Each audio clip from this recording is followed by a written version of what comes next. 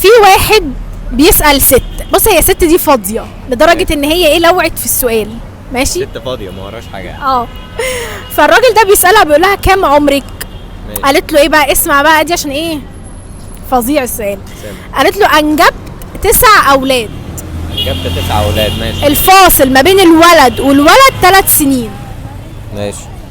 سن ابني الصغير 19 سنة.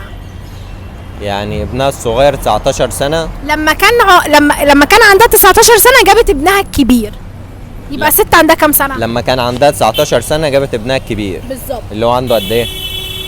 لا ما اعرفش. ما نعرفش عنده قد ايه. يبقى ست عمرها كام سنة؟ مش بقول لك ست فاضية. ده هي وجوزها فاضيين.